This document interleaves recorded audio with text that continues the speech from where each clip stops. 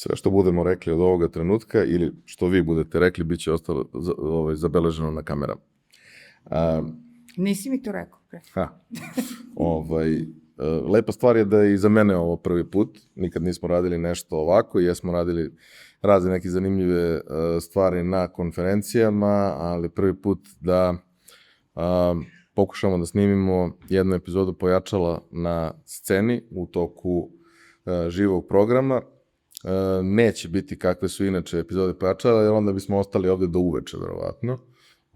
U ova 2-3 puta koliko smo se čuli, ostajali smo vrlo lako po nekoliko sati na kolovima i ima tu mnogo materijala i realno sve ovo što ćemo mi danas ispričati samo će zagrebati Jeleninu priču. Moja topla preporuka da pratite to šta ona radi i o čemu piše u prethodnom periodu na svom Substacku, jer je to zaista riznica, izuzetno bogato i relevantno iskustvo i jedna od onih stvari koje mi često ovde volimo da pokušamo da saznamo kako se to radi zapravo na nekim tržištima gde postoji tržište, novac, brendovi i sve što uz to ide. U svakom slučaju, hvala organizatorima na prilici, izuzetno mi je drago da smo se upoznali u ovom celom procesu i Jelena, tvoja priča je neverovatna. Ovaj uvod koji smo imali je taksativno naveo neke stvari, ali hajde malo da zagrebemo celu tu stvar i da vidimo šta se krije ispod svih tih titula, projekata, kampanja i svega ostalog. U Pojačalu uvek pitam ljude šta su hteli da budu kad porastu. Šta si ti htela da budeš kad porasteš i kako si uopšte stigla do marketinga? To je veliko pitanje. Ja kad sam, ono što nisam htjela da budem kad porastem, definitivno je da radim u marketingu. Naravno, nisam ni znala šta je marketing, ali da sam znala, sigurno bi još manje želela to da budem. Nisam želela da budem ni jednorog, ni princeza, ni balerina. Htjela sam da budem grčki filozof i da sedim ispod 100-godišnjeg drveta masline i razmišljam o životu. Tako da imam vremensku mašinu, to je sigurno gde bi odlučila da odem i da provedem život. Grčka je uvek dobar izbor. Tvoj početak u marketingu je vezan za Srbiju, Jugoslaviju, zovimo je kako god, ali za jedno vrlo zanimljivo vreme u kome suštinski tržište marketinga, advertising agencija nije postojalo ili je bilo u nekoj vrlo ranoj inception fazi. Kako je to izgledalo tad i gde si ti i kako si završila? Da, pitao si me kako sam završila u marketingu. Na vrlo čudan način, nikad to nisam očekivala, skoro da nisam znala niti šta je to, niti šta to podrazumeva, čime se to ljudi bave. Ja sam započela prvo mesto gde sam ja radila je bio Saatchi & Saatchi, koji je tada vodio Dragan Sakan i Ivan Steinberger. Međutim, ja, kao što sam rekla, nisam ni znala za njih, nisam znala ko su. Međutim, to je bio takođe i period studentskih protesta na kojima sam ja bila jako aktivan učesnik i Saatchi je u to vreme vrlo budno pratio dešavanja na studentskim protestima, delimično tako što su to podržavali naravno, ali oni su Sakan, on je prepoznao u toj energiji studenta veliki kreativni potencijal. I ja sam upoznala nekog tokom tih studentskih protesta ko je znao Steinbergera i ponudio mi je da me upozna s njim i da vidi da li mogu dobijem neki posao tamo. I ja sam stvarno otišla u Saatchi i oni su rekli, evo ima posao, možda probaš kao copywriter. Ja sam rekla, nemam pojma šta je to, ali pa pišu se neki kratki naslovi, ajde, valjda ja to mogu. I tu sam se isprobala, očigledno nisam bila dobra u tome, pošto nisam nastavila karijeru kao copywriter, ali umesto toga sam završila u medijskom departmentu. Tada medijski department, pa mislim gotovo da nije i postojao. U Sači imao tada, najveći klijent Sači je bio P&G, koji su bile ogromne pare i jako veliki deo tog budžeta je bio upravo medijski budžet. Što znači da su oni zahtevali, mislim, relativno rečeno, sofisticiranu praksu, ali medijsko znanje u tom trenutku je stvarno bilo na jednom najprimitivnijem nivou. Otprilike ja se sećam da, zapravo šta je bilo mediji su bili tada, dobiješ onaj Excel spreadsheet i udaraš krstiće kada se puštaju reklame, koje smo tada slali faksom u RTS koji je isto tako bio, sad je bio u Hilandarskoj ulici, RTS, ta neka komercijalna ispostava je bila preko puta. Ja sam otprilike bila na početku, bila sam potrčko koji je te iste Excel spreadsheets prenosio s jedne strane ulice na drugu. Međutim, ja sam i udarila krstiće. Međutim, ja sam stvarno u tome prepoznala nešto što je jako uzbudljivo i jako kreativno u medijima uopšte. I mediji su bili moj prvi pristup marketingu i dan danas je to nešto prema čemu ja gajim veliku strast, veliku ljubav. I tako sam ja počela radim u medijima, polako sam se razvijala. Sad, razvijanje u tom trenutku, ja bukvalno nisam imala od koga da učim. Niko nije znao. Iako je Sakan stvarno polagao puno u razvoj ljudi. Ali takođe i u celom regionu nije bilo baš puno ljudi od koje sam mogla naučiti medije. Tako se to sve svelo na čitanje knjiga. I ja sam bila vrlo željna znanja, ja sam čitala sve čega sam mogla da se dočepam i tako sam vremenom naučila. Sad, interesantan trenutak je da između sem P&G-a drugi veliki klijent je bila Coca-Cola. I ja sam od početka kako je Coca-Cola počela da radi sa Sačijem, ja sam od početka bila na njihovom akauntu. I njima se dopao se način na koji ja razmišljam, zato što sam ja bukvalno non stop unosila nešto novo, verovatno govorila o stvarima koje niko nije razumeo. To je inače odličan trik, samo koristi reči, govori nešto što niko ne razume i svi će misliti da si pametan. Tako sam se ja služila time. Njima se to jako dopalo i prvom prilikom kada se otvorila pozicija na strani klijenta, na strani Coca-Cola, ja sam prešla. Tako da sam ja bukvalno od samog početka moje karijere, čak i pre nego što sam se zaposlila u Coca-Coli, večno radila za Coca-Cola. Voleo bi da se zadržimo malo još samo na tom iskustvu u Sačiju, jer mi pričamo o nekom periodu koji je bio dosta davno, u kome u suštini se formirala i medijska scena, jer par godina pre toga si imao 2,5 TV kanala i to je to. Onda si počeo da imaš niz privatnih televizija, različitih formata, uperenih ka različitim publikama. Sa druge strane i, da kažemo, ponuda štampanih medija se promenila. Vrlo često kad ljudi komentarišu, recimo, fotke, jer do skoro se izgled Beograda nije drastično menjao, posebno centralnog dela grada. I kad vidiš street fotografiju, ne možeš da proceniš iz koje godine, osim po jednom detalju, ako iz 90. nema billboarda.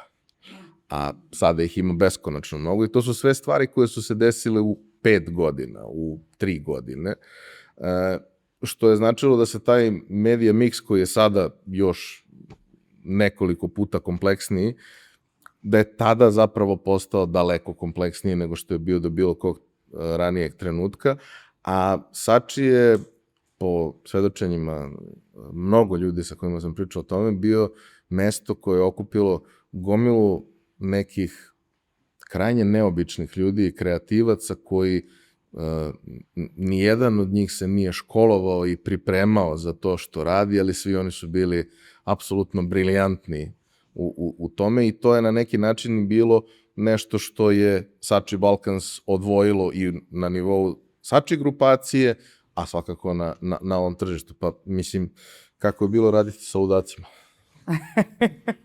Pa osjećala sam se potpuno kao kod kuće. Tako da, pazi, da me pogrešno ne shvatite,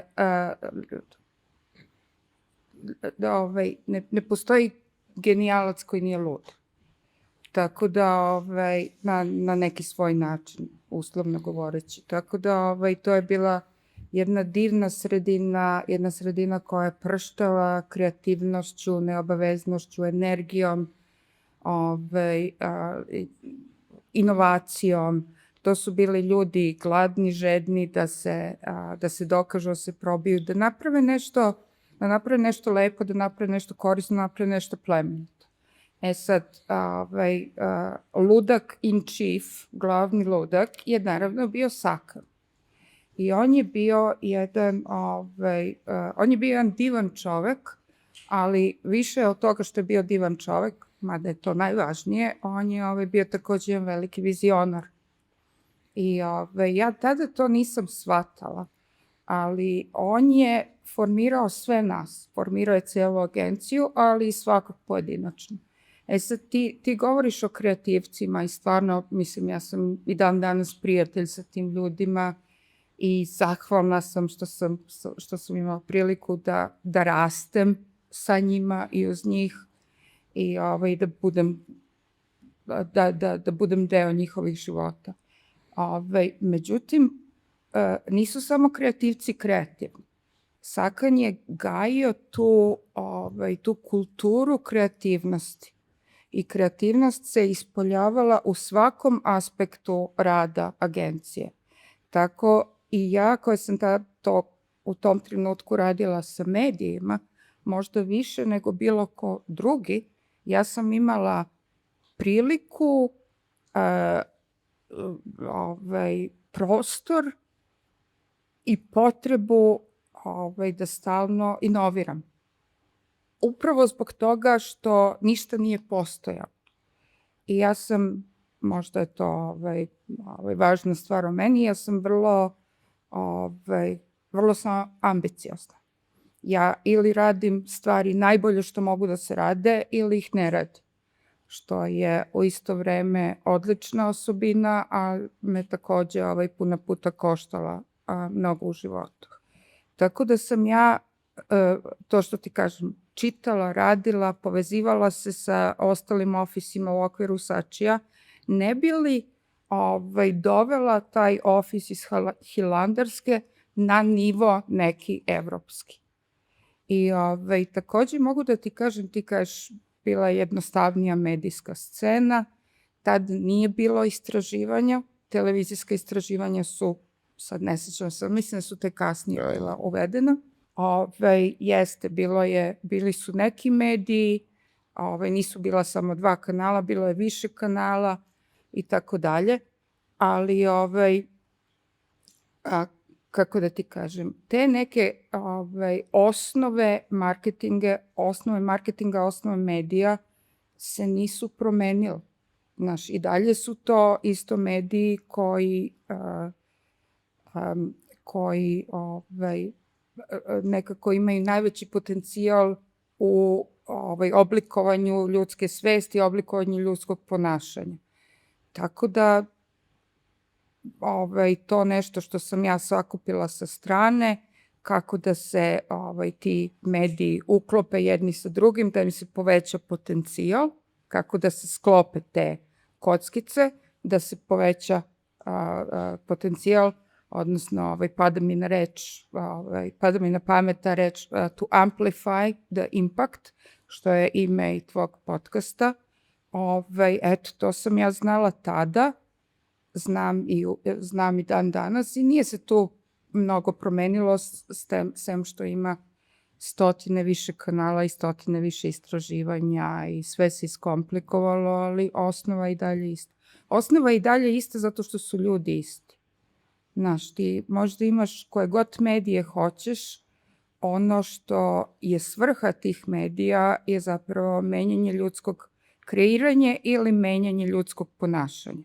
Znači, taj pojedinac koji je, kako kažem, cilj te naše akcije i dalje isti.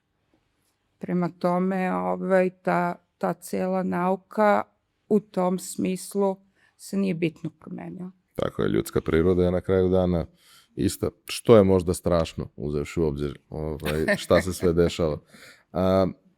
Tvoj dolazak, odnosno sam početak priče sa Coca-Colom je nešto što ispostavit će oblikovati jedan veliki deo tvog života i profesionalnog puta, ali ono što je meni nekako tu najinteresantnije jeste zapravo to da danas kada gledamo najvrednije brendove na svetu i sve ostalo, ima gomila brendova koji su tehnološki na ovaj ili onaj način, ali ako pogledamo to sa neke malo šire distance, ako pogledamo 100 godina unazad, Coca-Cola je sigurno najveći brend na svetu, tu nema nikakve dileme. I sve to što je Coca-Cola uradila kroz tih više od 100 godina je suštinski oblikovalo, izgradilo globalno tržište advertisinga, postavilo standarde, podiglo lestvicu u mnogo nekih navrata. Da ne pričam da, na kraju dana bez Coca-Cola ne bismo imali ni Deda Mraza, kakav je to život bez Deda Mraza, realno. Kako je to izgledalo kada dolaziš u tu priču i susrećeš se sa ogromnim brendom i podbrendovima u okviru toga, sa gomilom znanja, gomilom iskustva, gomilom nekakvih raznih materijala iz kojih može svašta da se uči, a ti to u prvom trenutku možeš da primeniš na tržište čija je propusna moć minimalna. Da. Pa vidiš, ja to nikad nisam na to tako gledala. Ja sam, prvo da to kažem, ja sam Coca-Cola naučila sve što znam o marketingu. Coca-Cola je mene stvorila kao nekog poznavaoca marketinga, tako sam ja beskrajno zahvalna toj kompaniji i svim divnim ljudima koje sam ja upoznala preko Coca-Cola, naravno ne samo ljudi koji rade u Coca-Coli, nego širi ekosistem koji se prevashodno sastoji od agencija, makar u mom slučaju, neki od najpametnijih i najinspirativnijih ljudi su upravo radili u tim agencijama. Tako sam ja, eto, da ponovim sve ko sam ja, šta sam ja, to sam naučila u Coca-Cola. I ti mi kažeš kako je to bilo, ti me pitaš kako je to bilo da dođeš do tog izvora znanja i onda to trebaš da primeniš u zemlji gde to baš ne može da se primeni. Sad, da dodam uz ono što sam ti već rekla, sam ja ambiciozna. Ima još jedna stvar koja sam ja, što bi moj muž sigurno potvrdio, a to je tvrdoglava. Kako da ne može da se primeni? Pa mislim, to je stvarno nemoguće, ja to ne mogu da dozvolim. Pošto je meni i mala digresija koja mislim da je interesantna za ovo. Ti me pitaš šta sam htela budem kad porastem. Ja sam htela budem filozof, ja sam studirala filozofiju. Htela sam da sedem ispred drveta maslina i razmišljam o životu. Nažalost, to se još uvek nije ostvarilo, možda će se nekad ostvariti. Međutim, ono što ja nosim iz tog perioda, iz moje velike ljubavi prema filozofiji, je taj, da se kažem, kuriozitet, ali znatiželja i velika životna pitanja. I najveće životno pitanje je šta pokreće ljude da rade ono što rade. I upravo je to pitanje meni bilo relevantno za moju marketinšku karijeru i za karijeru u Coca-Cola i tako da. Tako da sam se ja apsolutno zaljubila u medije, zato što sam ja shvatila kolika je moć medijska da bukvalno menja ponašanje čoveka. Mi smo iza bine smo imali neki interesantan razgovor u kome mi je Ivan objašnjavao kompleks Boga. Ja daleko da smatram da ono što sam ja ikada radila u životu i uz svo dužno poštovanje, cela marketinška zajednica, bilo šta što mi svi zajedno radimo, kako kažem, se ne meri na tom nivou po kompleksu Boga, zato što mi nismo u stanju da menjamo i da fundamentalno menjamo bilo šta. Međutim, ta moć koju sam ja osetila, da time što udaraš recke i krstiće na onom Excel sheetu, ti možeš da napraviš čoveka, da on nešto kupi ili da ne kupi nešto drugo, nego da kupi Coca-Cola. To je meni bila takva inspiracija, da ne mogu da ti objasnim to, taj mali, ne znam šta je, mali Napoleon ili mali kompleks Boga. Tako da to je meni bilo jako uzbudljivo, ja sam to htjela da naučim. Čitala knjige, ovo ono, i onda sam uvodila te neke primitivne principe koji nisu mogli da se dokažu, nisu mogli da se izmere, ali su bili principi koji su se takođe primenjivali u svim ostalim državama sveta, zato što sam imala, kako kažem, imala sam pristup tome. Tako da sam ja aplicirala isti način razmišljanja, iako realno nisu postojali alati kojima bi se to, kako kažem, ostvarilo. Ali nisam odustajala, nikad nisam odustajala. I eto, to mi je takođe, mislim da mi je to puno značilo u mojoj karijeri, ta osobina da ne odustajem. Tvoj put kroz Coca-Colu je bio dosta zanimljiv i podrazumevao je dosta nekih lokacija, specijalnih zadataka i slično, ali ajde da probamo da napravimo tu tranziciju od Beograda do na kraju Atlante, koje je sve međukorake imala i mislim da je tu važno i da kažeš koliko je tebe zapravo ta kompanija u nekim vrlo nezgodnim trenucima zaštitila i očuvala u tom procesu. Da, to je takođe velika tema i možda ćemo tokom vremena da se vratimo na to, ali još jedna stvar koja ne znam da li je dobra ili loša u vezi mene je to da ja kad radim u nekoj kompaniji ili za neki brend, ja uđem u to punim srcem, punom dušom, sa svim što imam. Ja se potpuno unesem u to. Meni je sve što radim mi je vrlo lično. I to mi se nekad vratilo dobrim, nekad mi se obilo o glavu. Sad, kako je ta moja karijera zapravo počela? Slučajno, stvarno slučajno. Isto tako slučajno kako sam dobila posao u Sačiju, isto je tako počela se razvija ta moja karijera.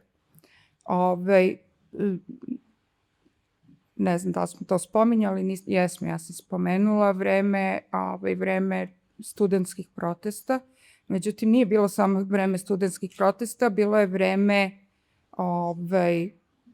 konstantnih, dnevnih, večnih demonstracija protiv Miloševića i eventualno što je dovelo 99. Do bombardovanja, do rata. Ja sam tada imala, meni se tada rodio sin, on je imao 2 godine, 99.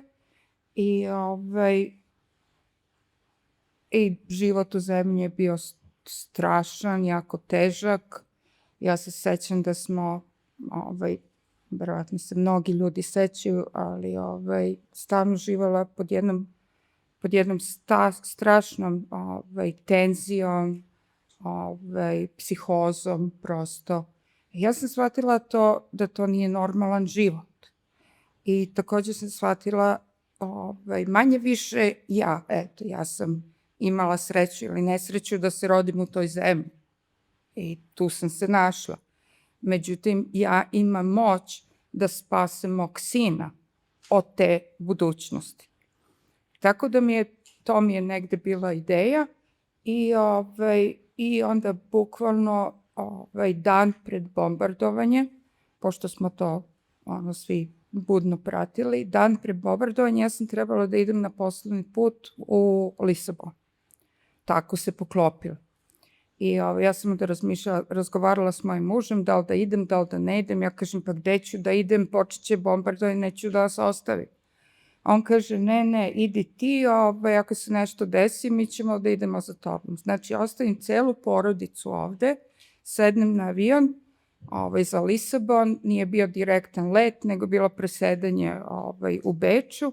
I ja se tačno sećam te večeri, sedela sam u Beču u nekoj preskupoj hotelskoj sobi, koja je bila, kako kažem, potpuno je odudarala mom trenutnom mentalnom, tadašnjem mentalnom i emotivnom stanju. Tako sam ja navukla sve zavese, ne bi li bio mrak kao u nekoj pećini, da bi se ja malo normalnije osjećala. I ja sedim u toj sobi i oni objave da će biti bombardovanje. Ja zovem mog muža, on sede u kola i odlazi u Mađarsku. Tu su bile razne peripetije, možda se napravi film u vezi toga.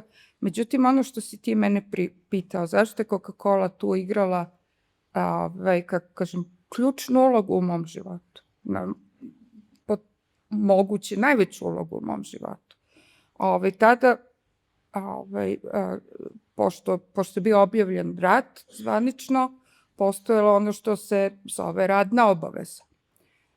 Radna obaveza podrazumeva da svako ko je zaposlen negde mora da se prijavi, da se javi na posao, svaki dan da se javi na posao, pošto se ako ne javiš na posao, ti automatski gubiš taj posao. Ja sam bila u Lisabonu, onda sam kasnije otišla u Budimpeštu i ja zovem mog tadašnjeg šefa, koji je bio Italijan. Ja njega zovem, on se zvao Giovanni, ja kažem, Giovanni, ja se ne vraćam. Ne pada mi na pamet da se vratim. I on, mislim, bili smo u dobrim odnosima, ali daleko smo bili prijatelji. I meni kaže Giovanni, kaže, ok, ništa, sedi ti tu, mi ćemo to da sredimo.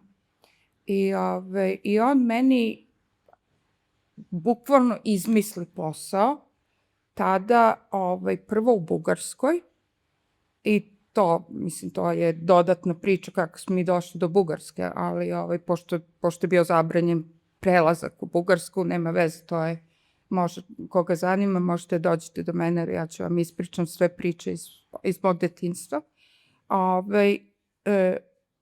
Međutim, oni meni naprave taj posao u Bugarskoj, da sam imala plaćen stan, imala sam dnevnice, imala sam platu. I nešto sam kao radila šatro, mislim, ja bi radila, ali nije bilo posla objektivno za mene. Sad, tim činom su oni spasili moj posao, ali ne samo moj posao, moju celu porodicu. I tako sam ja opstala egzistencijalno uopšte, tako sam ja počela karijeru u inostranstvu i tako sam ostala u Coca-Cola. Znači, pazi, ima to, kad ti razmišljaš o Coca-Coli, ja imam svakakve priče o Coca-Coli, puno dobrih, a možda još više loših. Ali kompanija postoje 3 nivoa. Imaš kompaniju. Kompanija je korporacija koja je najvećim delom, što se Coca-Cola tiče, okarakterisana tim američkom korporativnom kulturom. To je kompanija. Onda imaš brand. Kompanija Coca-Cola je prevashodno brand Coca-Cola. Za mene je Coca-Cola uvek bio baš taj brand, ono što brand znači, te vrednosti i tako dalje. Potencijal i quality i tako dalje. To je za mene Coca-Cola. Ali postoje ljudi. I sad ne ljudi masovno, ne znam se koliko stotina hiljada zaposlenih, nego ljudi pojedinci koji imaju moć da ti preokrenu život. I bilo je puno ljudi, na sreću puno ljudi u mojoj karijeri koji su igrali presudnu ulogu. Ne samo u mojoj karijeri, nego u mom privatnom životu. Eto, Giovanni je bio jedan od tih. Da bismo se uklopili koliko toliko u okvire koje su nam dali, kaži mi, taj, da kažemo, period pre dolaska u centralu možda je najzanimljiviji deo zapravo Rusija i ono što si radila tamo. Najveća zemlja na svetu, zemlja koja po defaultu ne voli ništa što dolazi iz Amerike i za sve što dolazi iz Amerike ima nekakvu svoju alternativu. Ne bih probao, ali čujem da postoji. Kako je bilo raditi u Rusiji? To je interesantno pitanje. Ja sam tada sam već imala drugo dete. Ona se tako rodila. Ja sam tada, u tom trenutku sam radila u Mađarskoj, međutim, taj ugovor nakon 10 godina se bio završavao i ja sam trebala da pređem negde drugde. I onda sam ja dobila razne ponude, između ostalog sam stalno dobila ponudu da pređem u Rusiju. I ja sam malo tu pričala i sa mužem, manje više, ali uglavnom je bilo jako, ljudi, pustite me, ne idem u Rusiju, šta vam je, dajte mi, nađite mi nešto drugo. Međutim, kako to obično biva, ja se sećam, bila sam slučajno u Beogradu tog trenutka i mene zove na moj privatni telefon, zove me čovek iz Atlante. Sad, za mene, kako sam se ja tada osjećala, bukvalno ko da te Bog te sada zove na tvoj mobilni telefon. Ja se tu javim i on se ispostavi se da je čovek human resource, odnosno neki talent, ne znam šta, Bog za talente. I on meni kaže, znaš, žvaka, Bog zna kako oni mene cene i poštuju, imaju velike planove za mene, Bog zna šta. Što je naravno sve podilazilo mom egu, ali ništa mi ne znači u životu. I on kaže, eto, imamo tu divnu poziciju za tebe u Rusiji. Rekao, ali ja ne želim da idem u Rusiju. I on na kraju meni kaže, ali znaš, samo to uradi i onda nakon toga ćeš moći da biraš šta god hoćeš. Bukvalno kao u vojsci kad imaš neku poziciju, pa samo idi to odradi, a onda će sva vrata da ti se otvore. Tako sam ja otišla u Rusiju da odradim moje 4 godine. Ja sam rekla, dobro, idem na 4 godine, ja potpisujem ugovor na 4 godine, ni dana duše ne ostajem tamo. Da sam ostala, muž bi 100% razveo. I sad ja odlazim u Rusiju, između ostalog, naravno, prolaziš kroz grad Moskvu, prolaziš kroz grad McDonald's, sve piše na ćirilici, tako to je jedno potpuno nerealno grad. I ja stvarno niti sam želela da budem tamo, niti sam bila srećna odlaskom tamo. Međutim, to je period, što se tiče moje karijere, verovatno period u kome sam najviše izrasla profesionalno. Između ostalog, zato što sam imala veliku poziciju, imala sam veliki tim, velike izazove, ti si tačno rekao, najveća zemlja, ne samo što je najveća zemlja, Coca-Cola u tom trenutku bila jedan od 5 tržišta u Coca-Coli sa najvećim rastom. Tako da je Rusija bila strateški jako važno tržište, u vezi koga takođe imam mnogo priča. Međutim, oni su gledali, Atlanta je gledala na nas, naš ko soko, sa očima sokola, samo da nešto ne pogrešimo. I ja dolazim u Rusiju, međutim, ono što je meni napravilo najveću razliku u toku mog boravka u Rusiji, a i mene kao osobe, su ljudi.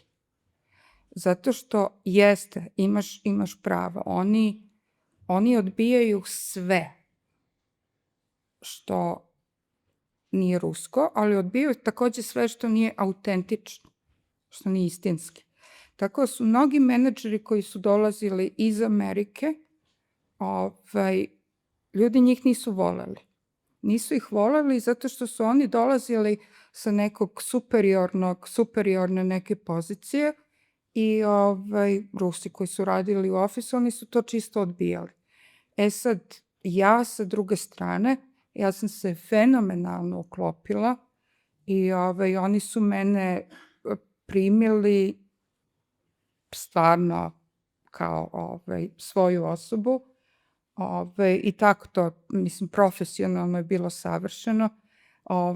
Mala anegdota, ja se sećam, dođem u ofis u 7 ujutru, nikad nisam naučila govorim ruski, niti sam želela, ali po defaultu razumeš 60-70%. Tako da oni kad dođu na sastanak, pa im zafali reč na engleskom, onda im ja počnem da im prevodim sa ruskog na engleski. Tako sam, je bilo. Međutim, ja dođem u ofis u 7 sati, nema nikog, čistačice samo i bio tu neki tip IT menadžer s kojim sam se ja jako dobro slagala, volila i tako dalje. Ja njega pozdravim, privijet, počne nešto mu pričam na engleskom. Kaže on, ja se izvinjam, ja do 9 sati ne pričam engleski. Tako da, ne, to je bila, mislim, stvarno jedna od najlepših trenutaka u mojoj karijeri. 4 godine i to je bilo previše i onda u Atlantu. I onda se stvarno desilo ono što su ti rekli, da samo treba to da odradiš i to je skakaonica za dalje. Jeste. Ali nije to bila ni tako direktna skakaonica, ali izvolim, neću te prekati. Kako si došla u Atlantu i ko je Ivan Pollard? Dobro, hvala. Hvala na pitanju. Ivan Pollard je jedan čovek koji je verovatno imao najveći uticaj na mene i dalje. Lično i profesionalno u mojoj karijeri. Pre nego što dođem do Coca-Cola, da objasnim čuvenog Ivana Pollarda. Možete ga nađete, googlujete i tako dalje. Nisam sigurna gde sada radi. Međutim, Ivan Pollard, ono što je važno u vezi njega, to je bilo oko 2000, prvi put kad sam se upoznala sa njim, bilo verovatno oko 2010. 2011. Ivan Pollard je tada bio jedan od osnivača agencije Naked. I Naked je u to vreme bila jedna od najinovativnijih, avangardnih marketinških agencija na svetu, prevashodno u Engleskoj. I ja sam na njih gledala kao u bogove. Mislim, ja sam upijala sve što su oni radili. Oni su mi bili jedan značajan, kako kažem, profesionalno jedan značajan uzor za kojim sam se ja kretala. I ja prvi put srećem tog Ivana Pollarda, ne znam da je možda htjela se kažem u Poljskoj, gde je bio neki workshop, nešto je bilo dalje, bilo svetsko prvenstvo, evropsko prvenstvo u fudbalu, nemam pojma, neko prvenstvo je bilo. I Naked je držao taj workshop. I sad Ivan Pollard kasni na workshop i ja odem u toku pauze za kafu, ja odem da se upoznam sa Ivanom, pošto takođe, mislim, ja sam znala njega preko pisanja, preko interneta, odem da se upoznam s njim. I ja kažem, Ivane, znaš, on je zakasnio, ali ovi njegovi su predavali. Ja kažem, to je sve, ne znam na kom jeziku da se izrazim, ali to je sve bullshit. I on se nasmeje, kaže, pa zašto? I ja mu objasnim to i to. On kaže, pa znaš šta, ja se slažem s tobom. I to je bio moj prvi kontakt sa Ivanom Pollardom. I onda se desi da on pređe u Coca-Cola. Što je za mene bio interesantan trenutak, pošto sam se ja osjećala, ja sam počela stagnirati u tom trenutku, što se tiče karijere, u tom trenutku kad sam bila u Rusiji. Što se tiče karijere, postala sam da stagniram, u smislu sve znam što trebam da znam. Prosto ne postoji nijedna pozicija gde bi ja želela da idem. Znaš, nemam više, po pitanju ambicije, nemam više od koga da učim. I onda dođe Ivan Pollard u Atlantu i ja kažem, aha, sad znam gde hoću da idem. I ništa, tu se ja povežem sa njim, nije bitno. I mene Ivan Pollard pozove da budem prvi član njegovog tima. I tako je počela ta saradnja sa njim, koja je bila božanstvena. Mi smo sedeli jedan preko drugog, jedan preko puta drugog, stalno smo se nešto prepirali u vezi nekih marketinških koncepata, ideja, ostajali poslednji u ofisu, normalno, i onda pred odlazak Ivan je stalno, on je trkač, on stalno trči. Ima tu strast za trčanjem i on je trčao svako veče kući iz ofisa i sad pre nego što Ivan ode da trči, mi se nešto, ne posvađamo, ali imamo neke argumente i ja tu njemu nešto objasnim, kažem i on onako ljut ode. I onda se vrati se ujutru sutradan i kaže da znaš da si bila u pravu. I tako, to je njega stalno nerviralo zato što on meni morao uvek da prizna da sam bila u pravu. Elem, božanstven čovek i takođe neko od koga sam beskrajno mnogo naučila. Kad smo pričali o svemu tome, jedna od stvari koja je na mene ostavila najveći utisak jeste koliko je Coca-Cola kao organizacija tada, a verovatno i danas, bila otvorena za ljude koji razmišljaju drugačije. Jer si ti obično bila taj čovek, odnosno žena koja razmišlja drugačije i koja to nema problem da kaže da je nešto besmisleno ili loše, dok u principu većina korporacija funkcioniše po principu ne ulazaka u konflikte nikad. Yes. To je jedini siguran put da se isto tako ne stigne nigde. Verovatno je jedan od razloga zašto se Coca-Cola ponovo izmišlja svakih nekoliko godina i pričajući sa drugarima koji danas rade po svetu, oni su stalno u nekoj reorganizaciji, što je užasno stresno i naporno, ali postoji prostor za ljude koji razmišljaju drugačije i to se nagrađuje ukoliko ima smisla. Dakle, ako nije samo antiprotivan, nego kažeš nešto što je za dobrobit svih u toj prostoriji. Samo u tom trenutku možda nije baš prijatno. Ne, to si jako tačno rekao i Coca-Cola imala je prostor za to, imala je, kako kažem, prostor, razumevanje i poštovanje za ljude koji su drugačiji. Sad, nije to univerzalno, znaš, uvek zavisi u kakvu grupu ljudi, u kom si timu. U kom si timu, gde se nađeš, u kom trenutku i tako dalje. Ali generalno govoreći, postoje prostor za ljude koji su različiti. Prostor i apetit. I ja znam, recimo, kad se popneš na te neke više nivoe karijere, oni stalno rade one kao testove ličnosti. Ja sam uradila tih testova ličnosti i ne zna se koliko, tako da, eto, mogu kasnije da vam pričam o mojoj ličnosti, ako vas zanima. Međutim, ono što je tu bilo interesantno, prvo meni je bio najstrašniji šok u životu da dođem iz Rusije u Atlantu. Atlanta je Olimp. Za svako ko radi u Coca-Coli, Atlanta je Olimp. Mothership, mesto gde žive bogovi. Ja nikad u svom životu nisam mogla zamislim da ću ja završim tamo. Ja sam došla tamo u strahu, čuđenju i divljenju i sa beskrajnom željom da ja naučim sve od tih ljudi koji tamo postoje. Ništa od toga nije bilo istina.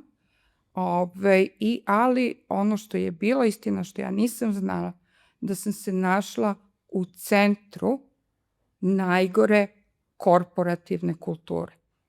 I to je za mene bio neopisivani šok. I vratit ću se na tvoje pitanje, nego čisto da objasnim ljudima.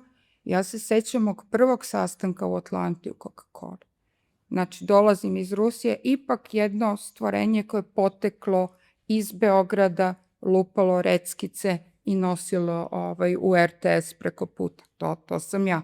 Odjednom se ja nalazim na nekom sastanku u ovoj moćnoj Coca-Coli u Atlanti.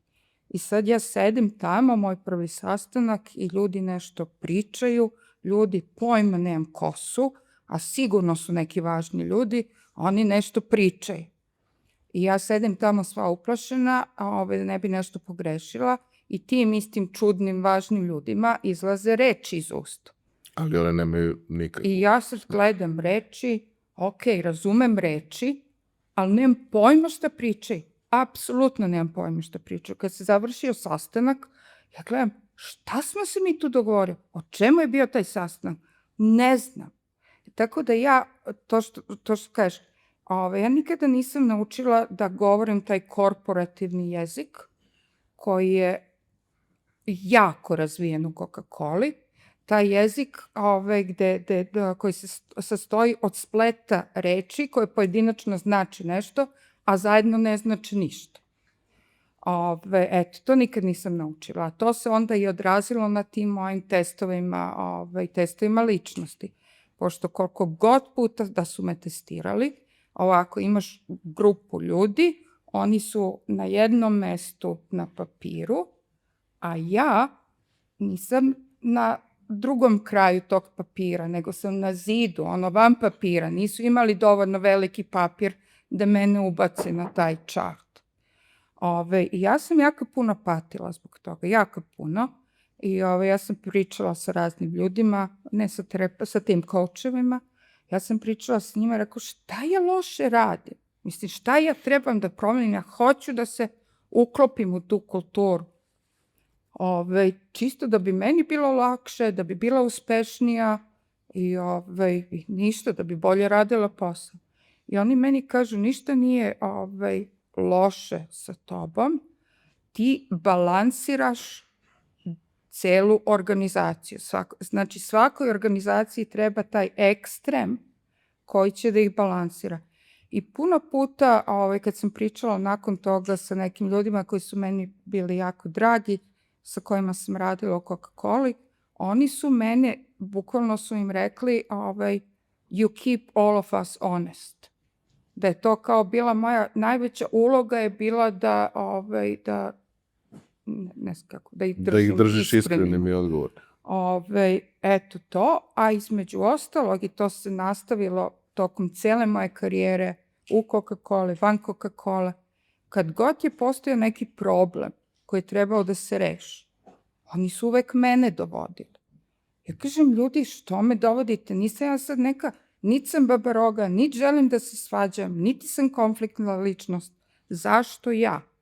A verovatno zato što sam pričala jezik koji nešto znači, a ne da je kako kažem, isprazni zvuci koji nemaju nikakvu težinu. Znači, ja sam uvek govorila stvari onakve kakve jesu. To mi je jako puno pomoglo u karijeri, to me učinilo drugačijim od svih ostalih. Ja sam prosto imala, pored te svoje prakse kojom sam se bavila, ja sam imala dodatnu ulogu koja je uticala na ljude oko mene. Znači, uvek kad radiš na poslu, nije samo posao kojim se baviš, nego kako utičeš na taj environment oko tebe. To je bila moja uloga, koja je često bila, uvek je bila jako važna, često je bila pozitivna, ali baš pre jedno 10 dana, 2 nedelje, jedan moj prijatelj, kolega, Srbin, Bosanac, kaže on meni pre neki dan, kaže, Jelena, jel možeš makar jednom nešto da prećutiš? Pa ne moraš uvek sve da kažeš.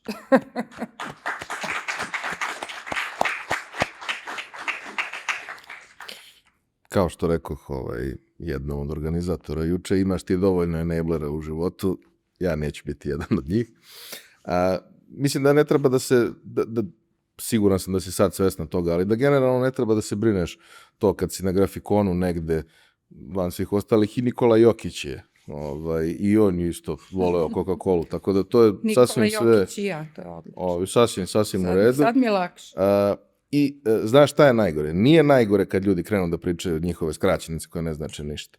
Nego kad se nađu dvojice iz različitih firmi, naročito ako su IT. Kad se nađe čovjek iz Microsofta sa čovjekom iz Oracle. Oni se ništa ne razumeju. Jer oni koriste za iste stvari potpuno različite skraćenice koje uopšte nemaju smisla. Ali dobro, sve to postaje drastično gore od kako imaju pristup generativnoj veštačkoj inteligenciji. Treba nam još 2 sata da ispričamo sve što bi želeo da ispričamo. Sad ćemo mi da promenimo program. Malo ćemo mi izaći, znači nije to sad. Ali, voleo bih da prođemo još neke ključne tačke koje su tu. Jedna od njih je da si ti nakon dugog niza godina u Coca-Coli otišla iz Coca-Cola. Kako se to desilo i šta je bila prva stvar koju si kupila nakon što si otišla iz Coca-Cola? Rekao, kad sam pričala sa Ivanom, pa ne znam, davno kad smo se dogovarali za ovo, on kaže, ja ću tebe pitam stvari, a ti ako se ne osjećaš dobro u vezi, ako ti nije komfortable ili ti ne moraš da odgovoriš. Ja kažem, nema problema, sve ću ja da odgovorim. Tako ovo je jedno od tih teških pitanja. Znači, nakon 18 godina, ali nije samo nakon 18 godina, nego nakon toga što sam provela život bukvalno u Coca-Coli, najteže i najlepše trenutke u Coca-Coli, u to jednoj od tih reorganizacija koji, pravilno si rekao, se dešavaju, ne znam da li se dešavaju na svaki godinu dana, nekad se dešavaju na svaki 6 meseci. Kako se jedna završi, kreće druga. Pa to, da. Bilo došlo i moje vreme. Ja sam tada bila bukvalno na vrhuncu svoje karijere u Coca-Coli. Ja sam radila najbolji rad svoje karijere i najbolji projekat svoje karijere. Međutim, oni su tada u tom trenutku odlučili da premeste težište sa globalnog tima na lokalna tržišta. Tako su eliminisali moj ceo tim u Atlanti. Ceo tim je bio eliminisan, svi ljudi, uključujući mene. I sad, interesantna priča povodom toga da su ljudi bukvalno jako su se zbunili kako je to moguće, da su mene, da ne kažem, otpustili, ne znam da li ima neki bolji izraz. I skupi se grupa ljudi, to je bilo toliko slatko, skupi se grupa ljudi i oni su bukvalno otišli da pričaju sa CMO-om Coca-Cola, globalni. Da pričaju sa njim, da se promeni odluka u vezi mene. Od svih ljudi koji su bili impacted tom reorganizacijom, oni su otišli, mala delegacija, da se bori za mene, što stvarno hvala im. Međutim, zbog nekih legalnih razloga, oni nisu mogli to da promene, zato što bi to imalo velike legalne posljedice na Coca-Cola. To je bio jedan od najtežih trenutaka u mom životu. Meni je trebalo ne puno vremena, trebalo mi je jako puno godina da se oporavim od toga, jako puno godina. Prvo zato ono što sam rekla na početku, ja sve doživljavam lično, tako da je meni taj posao u Coca-Coli bio jako ličan, ja sam se potpuno unela, sve što ja jesam sam dala Coca-Coli i ja sam se čisto osjećala sam se izneverena. To je verovatno najbolji opis toga, izneverena. Ali nije samo to, i to bih rekla, to je jedna stvar koju bi ja savjetovala svima vama u publici da ne ponovite ono što se meni desilo, a to je što sam ja dozvolila da Coca-Cola postane deo mog identiteta. To se naravno često dešava, zato što dugo vremena sam provela tamo, ali postoje tu 2 problema. Kad Coca-Cola, kad kompanija, kad posao postane deo identiteta. Prvi nivo je lični, pošto sam ja bila, kad sam otišla iz Coca-Cola, ja sam bila potpuno dezorijentisana. Ja nisam znala ko sam, ja nisam znala šta sam, ja nisam znala šta ja sad da radim. Ako nije Coca-Cola, šta je? Zato što nisam znala ni za šta drugo. Tako sam imala veliku krizu identiteta. Druga stvar, koja je manje lična, koja je eksterna, je takođe ljudi i ljudi sa kojima sam radila i ljudi sa kojima nisam radila, oni gledaju te pojedince i oni ne mogu da razaznaju koliko je u meni Coca-Cola, a koliko je moja sama pamet, znanje, iskustvo i tako dalje. Kako da razdvojiš to? Znaš, da li sam ja, da li ja nosim sa sobom znanje ili je to sve znanje bilo deo paketa Coca-Cola koji sam ja onda izgubila izlaskom iz Coca-Cola. Tako je postoji taj problem. I onda nisam rešila taj problem, ali moja prva reakcija na to kad sam otišla iz Coca-Cola, ja sam bila u nekoj prodavnici, nešto gledala garderoba, nešto sam kupovala i ja vidim jaknu na kome ima logo Pepsi.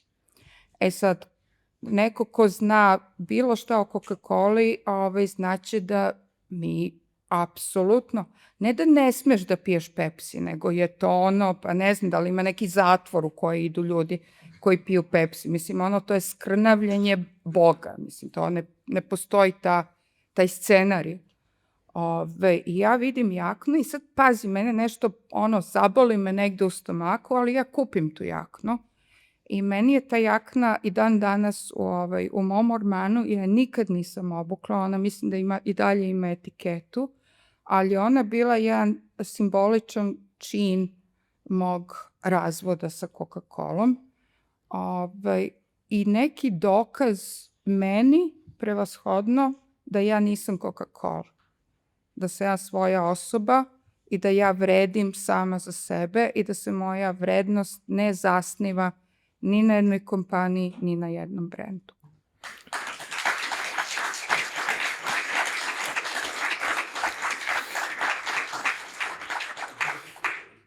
Sad ovaj deo karijere koji sledi nakon toga i koji je i danas, možemo da podelimo na nekoliko celina, ali jedna je to bavljanje konsaltingom, gde suštinski imaš fantastične reference iza sebe, to te vrlo kvalifikuje za konsultanta i biti konsultant ima svoje prednosti, ali ako imaš karakter kakav imaš ti, onda ima i niz svojih mana koje su vrlo frustrirajuće. Pa ako možeš malo da podeliš svoj ugao. Mogu, ali donekle ćete iznenaditi u vezi mog karaktera. Ja i sada trenutno radim kao konsultant ili kako se to moderno kaže fractional PMO. I ja sam to radila takođe u vreme COVID-a.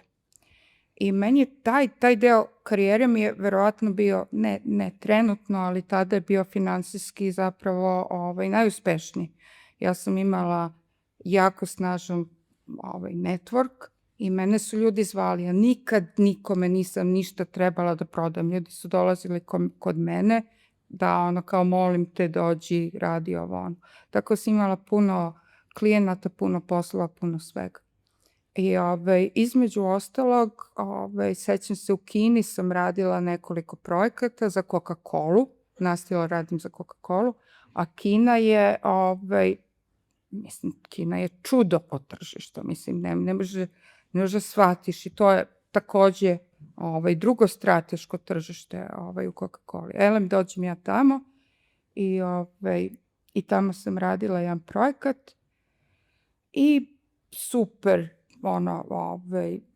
pazi, ja govorim njihov jezik, ne kineski, nego Coca-Cola jezik, tako da se ja jako dobro razumem sa ljudima, jako se dobro razumem sa agencijama, sve to super prođe, napravimo divan projekat, ja predam taj projekat i onda se ništa ne desi. Ili agencija uzme taj projekat i napravi nešto što je ko nebo i zemlja, nema nikakve veze sa onim što sam ja uradila, apsolutno. I ja pričam sa tom ženom koja me dovela, koja je moja bivša koleginica.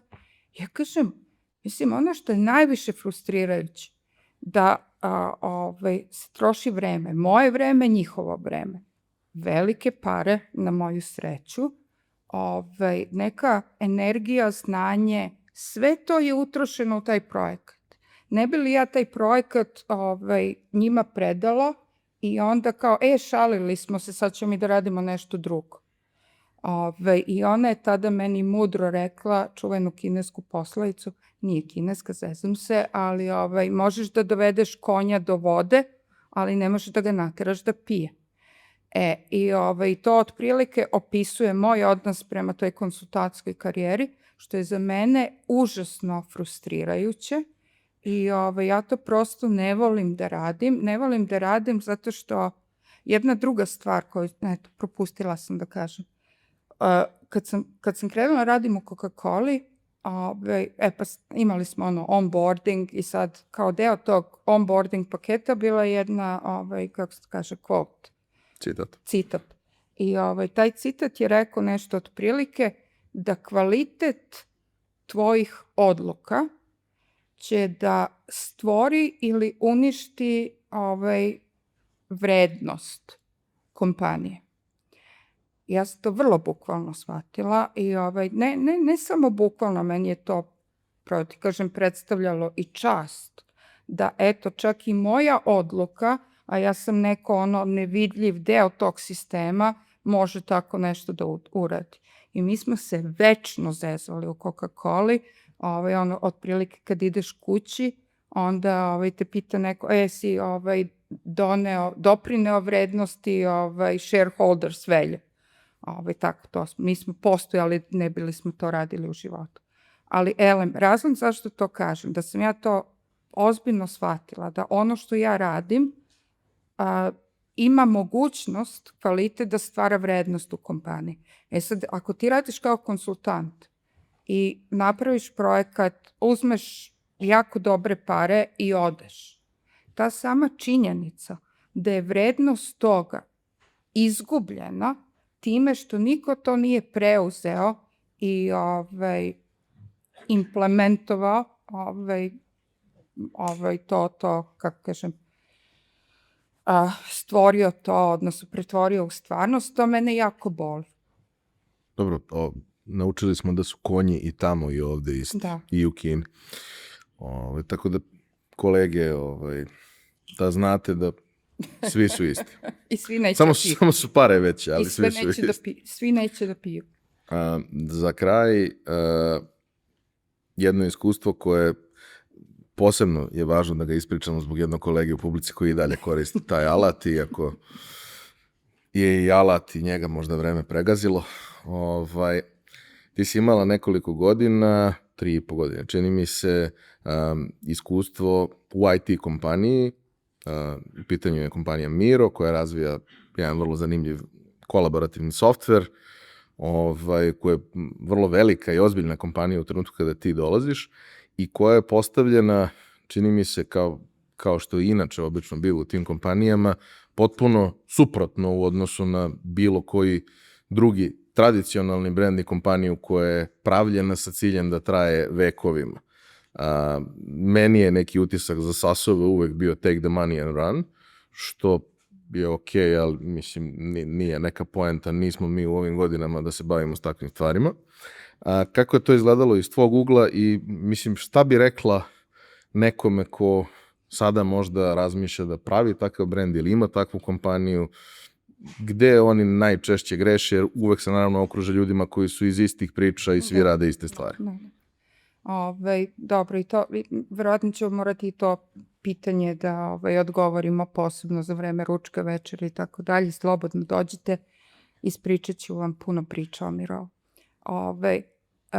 Ono što je važno za moj prelazak u Miro i da ostanemo na privatnom, intimnom nivou, je bilo to što sam ja nakon Coca-Cola sam tražila svoj sledeći dom. Znaš, ja sam radila consulting i tako dalje, make money, ali meni je bilo potrebno da ja uđem iznutra i da opet budem deo nekog sistema i da nešto kreiram, da nešto stvorim.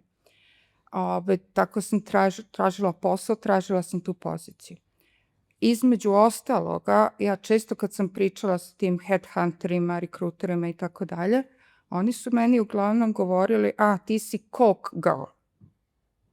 Kao ja sam ja radim Coca-Colu, a ja ne znam šta to znači. Ako radiš Coca-Colu, valjda ne znaš da radiš ništa drugo, što se ja njima i rekao, odnosno na mom intervju sa Mirovom sam ja rekla da ja ne verujem da ti B2B SaaS ljudi, da oni žive na nekoj planeti na kojem se ne pije Coca-Cola.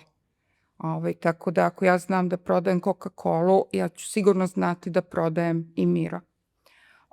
Ali meni je bilo jako važno za mene lično i za moju karijeru da napravim taj, opet ne znam kako se zove, pivot iz CPG, Consumer Brands, u B2B i SaaS, a posebno technology, zato što sam ja, to mi je kako kažem, otprilike mi je bio, dao mi je, ne znam, kao dodatni zalet moje karijeri. Zato što sam ja morala sam da iskočim iz tog CPG, Coca-Cola babla, da dokažem da ja mogu da radim i druge stvari. Miro je bio super prilika za to.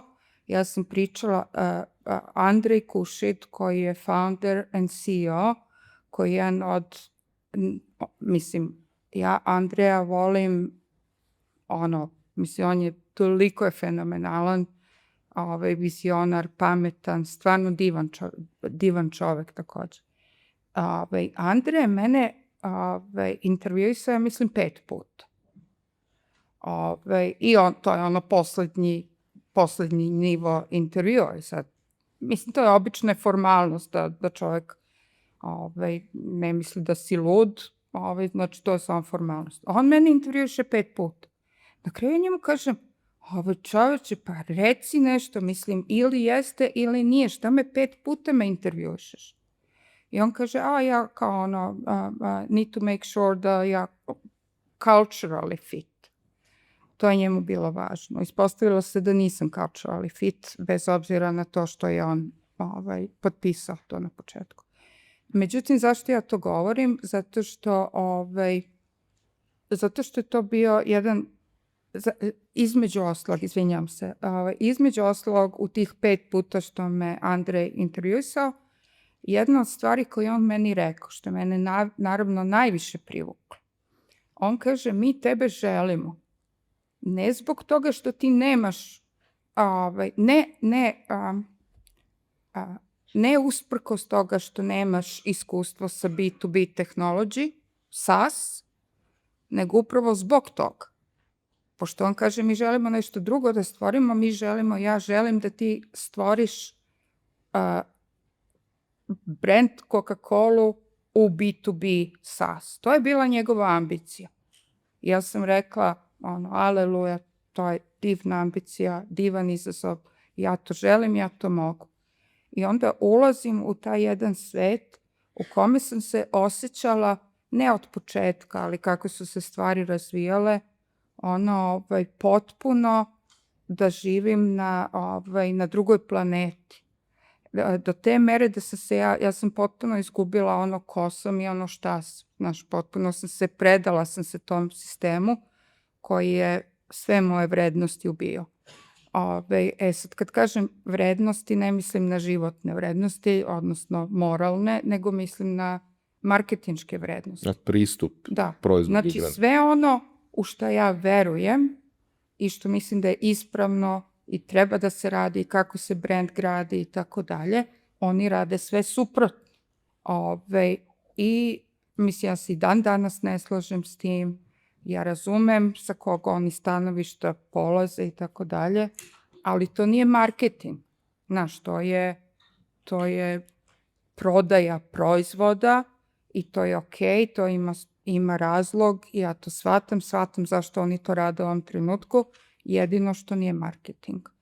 Tako da, ako imate priliku da pratite ono što ja pišem na Substacku posebno ili na LinkedInu, Da znate da je to moja produžena terapija, takođe smo o tome pričali sa Ivanom, a produžena je terapija zbog toga, zato što sam ja u vreme tog perioda što sam bila u mirovu, ja sam prestala da izražavam svoje mišljenje, posebno na LinkedInu, zato što ja znam sve što bi rekla, bilo bi suprotno tome kako firma i ljudi razmišljaju o marketingu. Ja čisto nisam mogla sebi da priuštim da imam mišljenje. I onda kad se to završilo, ja sam odahnula, odnosno uzela sam vazduh, vratila sam se u život i počela sam ponovo da funkcionišem, imam mišljenje i pišem. Čak mislim da sad imam i tu već potrebu da pišem, baš zbog toga što sam dugo godina nisam imala glas. I mislim da je to što radiš sjajno i hvala ti što nisi prećutala ništa danas. Za sam kraj, izvinjavam se kolegama u organizaciji što smo malo probili termin, ali mislim da smo okej.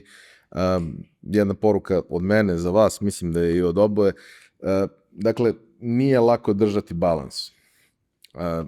I ne morate uvek pretpostaviti da ako su svi protiv, da su oni u pravu samo zato što su većina. Ništa zaista zanimljivo i veličanstveno se nije desilo tako što je 60 ljudi podelilo svoje ideje na brainstormingu i onda se od toga napravilo nešto dobro. To obično se desi tako što se skupe 1, 2, 3 ludaka, zatvore negde i 10 dana kasnije naprave nešto što su rekli da je nemoguće. Da, samo takođe za kraj da se nadovežem na nešto što je Dimitrije juče pričao u njegovom razgovoru. On je pričao o tom, ne znam, unutrašnjem kontroloru. Ja nemam unutrašnjeg kontrolora, ne čujem nikakve glasove, makar koliko ja znam. Međutim, interesantno je to i u Coca-Coli, i van Coca-Cole, i svugde, mislim, ja se čudim, ali eto, ljudi smatraju da sam ja nešto, dobro, konfliktna ličnost, ali hrabra, da se ja dovoljno hrabra da govorim šta mislim. Kažem, ljudi, ja nisam hrabra, nema to nikakve veze sa hrabrošću. Ja samo vidim istinu i ideju toliko snažno i toliko jasno da ja nemam opciju da to ne kažem i da to ne vidim. To nije hrabrost. To je ono što se na engleskom kaže conviction. I ja sam celog života, to je jedina stvar koje sam ja morala da ostanem verna. Tako da ta moja takođe slučajna hrabrost nije hrabrost, nego je neka istina koju ja valjda nosim u sebi. Eto, to je moja poruka. Ako imate istinu koju nosite u sebi, a sigurno imate, a naša istina sa ovih krajeva je obično glasnija nego druge istine. I znaš, ja sam o tome takođe pisala na Substacku o inatu. Inat može jako puno da vas košta, ali je neki unutrašnji pokretač koji menja stvari na bolje, tako da, eto, nemojte nikad, ostanite verni tom svom glasu i nemojte skrećete s puta to što Ivan kaže, zato što vam, ne znam, 60 ljudi misli da to nije dobro ili zbog toga što tih 60 ljudi ima neku lakšu ideju ili lakši način da, ne znam, se nešto uradi. Samo ću ti reći malo i hrabrost. Hvala ti puno. Može jedan aplauz za kraj?